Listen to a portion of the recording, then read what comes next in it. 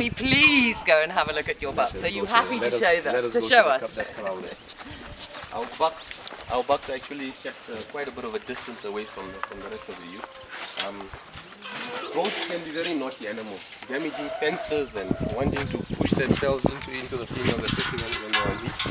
So we keep the bucks a little bit of distance away, and we also separate our younger bucks and older bucks. What age do you mostly sell the bucks at? Look, a lot of customers actually want rams a lot younger. I feel more comfortable selling rams once they've developed a little bit. 9 months, 10 months onwards, but we do have younger bucks as well. Okay, and are these some customers? These are customers that are coming through. Good morning. Good morning. How are you? This is part of the Bushra team helping out the customers that are coming to have a look at some of the goats that we have available for sale. Okay. We have some ewes and we have rams, and we try and maintain that throughout the year. It's not always very easy. Obviously, when people want to buy a ram, they buy one. When they buy females, they always buy in bulk. But just while we're here, just to have a look at the different paddocks. This is also a 5-hectare paddock where we are running our young ewes at the moment. Okay. Most of them are weaned, but they are between 4 months and about 8 months old.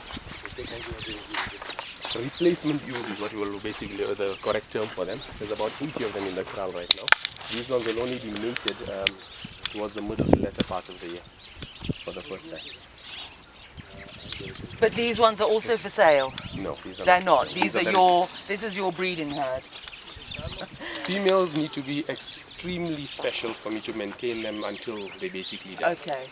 We always want to ensure that our younger females that are being born are either better than their mothers. So we always move our breeding forward. Like I'm saying, from this selected herd here, I think it's 81 or 82 if I'm not mistaken here. Even next year, well this year now, 2019's Zero Tooth show team will be coming from this crowd. But they are the replacement ewes to one. I want to increase a bit of my breeding stock, and two, replace the older ewes that are going to be struggling to give birth or they've reached the expiry date basically. Okay. And how many goats do you have on the farm altogether, Faheem? Boer goats and Kalahari's, our breeding numbers are just about 300. Okay, all right. And how many did you start with? 9 goats and 7 sheep.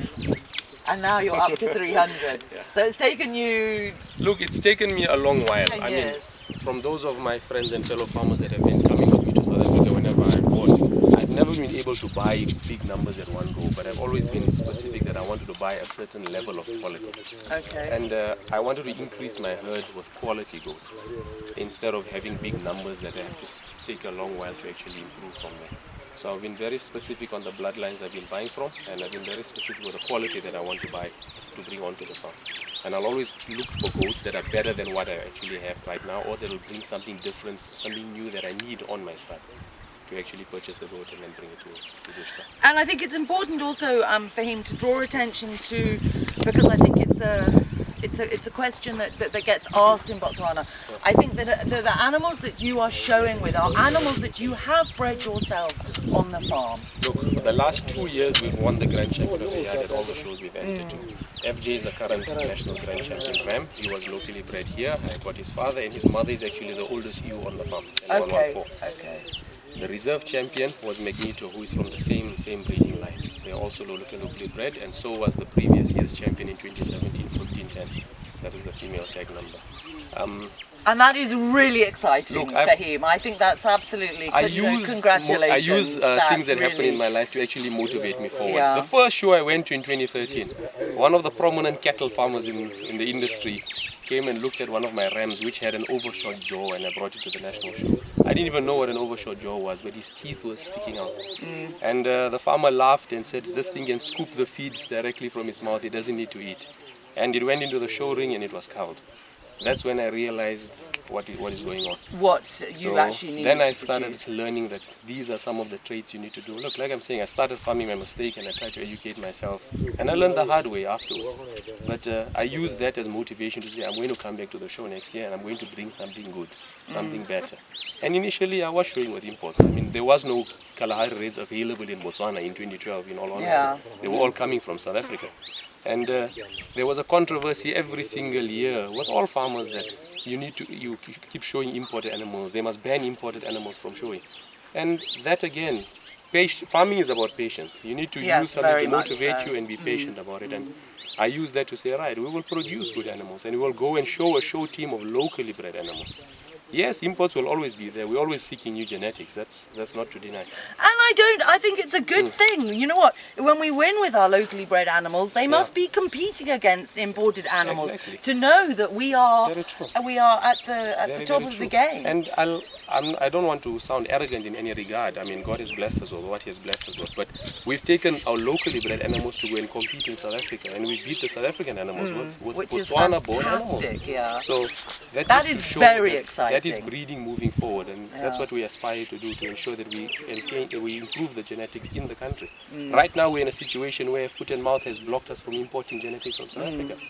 But we've had access to import them all these years. And those farmers that have actually bought well and bred well will have those genetics, and this ban will not really affect them. It won't affect them. It won't affect them, or it shouldn't affect them. But we can go over now to the rams.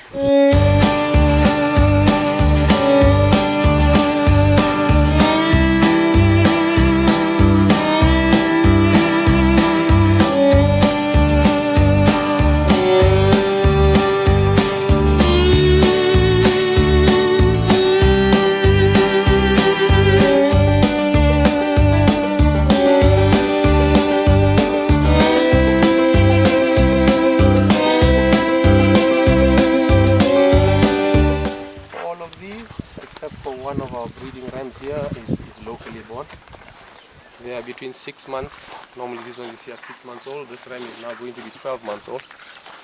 He's also one of our locally bred rams. He's the son of Facebook, a ram that I showed it last year.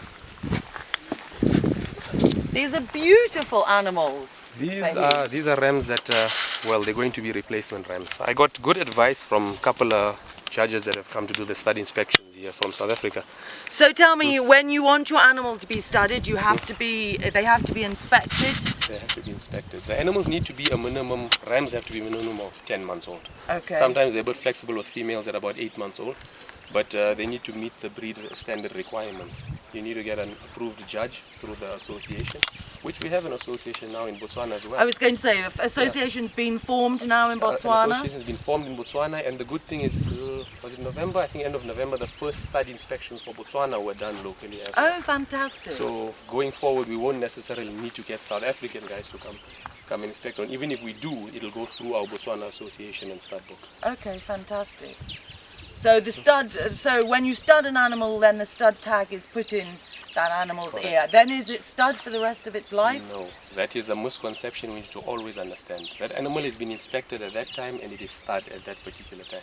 If you take that animal to a show to compete, or you get it re-inspected again a year later, that stud could actually still become a cow.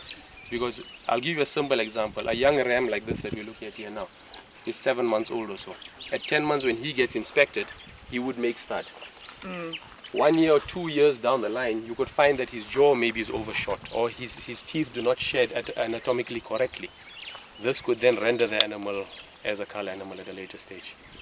And I think it's important, Faheem, I think as well, when farmers are choosing their own animals to improve their own herds, it's important there are courses available. And I know that, I mean, I did my own junior Kalahari red course here at your farm here. It was which was a fantastic opportunity. So I think it's, I hope you'd agree with me that it's important that farmers attend these courses that are available, so that as an individual you know exactly what you should be looking for in the quality of an animal. I couldn't agree with you more, Felicity. Like I said, when I started I knew nothing. I got hit, I bought goats in South Africa. My first Kalaharis that I bought females, I bought 12. 11 were cows. one was fine. And if you don't educate yourself and take the opportunities that are there, you are going to end up being bitter. It's the same, like, I mean, you need to educate yourself. Farming is a profession. Before somebody operates and becomes a doctor, he goes to school and ensures he knows what he's supposed to do. And it's the same with farming. The good advantage of farming, you can always visit farms and talk to farmers who are willing to help and share. And on top of that, you do the courses, which now are becoming more frequent in Botswana. I mean, I think in 2 months or 3 months, there's going to be another one being done in Yes, Botswana. we've got one done at Mr. Machacha. We've got one at Gold Star Stud with Mr. Kirby. So yes, that. I mean, the course you did here was the first time an accredited junior course was done in Botswana, and there were 55 people on that course. That just showed you the demand for people that want to actually educate themselves on what goat breeding is all about and understanding breed standards and management. And it makes a very big difference in taking the industry forward. Yeah. Because at the end of the day, we need to educate ourselves to buy correctly. You're always going to have farmers who are trying to get rid of their junk animals. And they're going to look to take anybody for a ride. And unfortunately, we need to make sure that we educate ourselves to know what we want. Exactly. You can't. You have to. You as the buyer have to make sure that you know what you're buying is correct. That is correct.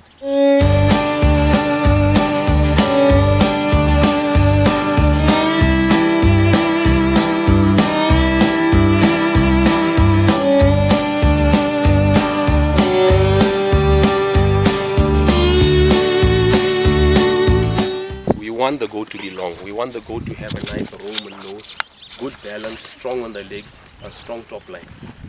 With these traits, it's even more important that you choose that on the ram you're going to breed to these females. 50% of your herd comes from your ram. And if your ram has got faults, you're going to breed faults onto your herd. And to get rid of that is going to be a major challenge. So choosing the correct ram from the onset makes a very, very big difference. You have to be very strict on yourself when it comes to your selection of even the goats that you have. We need to come out of this concept that, okay, it's an average goat, let me just sell it for a cheaper price to somebody else. If that animal is a cow, castrate it. Have a braai with your staff at the farm if need be. Otherwise, take it home and put it on a braai stand. That's the importance of making sure that you do not sell poor quality genetics or sell color animals to other farmers, because it's going to affect them at the end of the day. And your reputation in the long term. And your reputation. Look, Felicity, you want a farmer to buy a goat from you, and when he comes back to you a year later, he wants to buy another one. That's a compliment that you have done something right the first time. Yeah. If you're going to take somebody for a ride, it's going to spread very fast, and they're going to realize that no, this guy has got a bad reputation. And in the farming world, it's a small world. And especially in Botswana, I think the farming community, we do all know each other. We know each other, and further there, remember, social media is now easily accessible. Even when you're sitting on the farm, people can go through and damage your reputation or make your reputation. Yeah. So being honest and being straight in your business dealings makes a very, very big difference long term. Any future grand champion of the yards here, Faheem? There are a few rams here that are we seeing anything that nobody's seen before? There are a few rams in here. I'll just tell you that we'll be going to the show. Okay. And we'll be competing, and further to that, we are going to use them on our stud as well. Okay. So there's some of your specials. Some of the special goats are in this corral today with us. And the question is going to be asked: are there others for sale as well? Yes, we've got 2 further corrals on the other side. Okay. And we've got several other rams that are also available for customers to come have a look at. Okay. I know. I think maybe we must call it a day here. We've had a really good look around. So farmers, I really hope today that you really have learned something, and we've seen some beautiful animals. Faheem, thank you so much. It's an absolute pleasure for having us here today and for sharing us and showing us your farm. And thank you as well I know all of your staff are a really important part of the team. I'm often working with all of them as well as you. So thank you very much indeed. I appreciate it. Thank you so much for listening. It's an absolute pleasure. Okay. And I hope you've all enjoyed the program today. If you have any questions, please don't hesitate. We will carry on interacting with you. And Faheem will be available to answer your questions. And we will see you next Friday. So enjoy your weekend.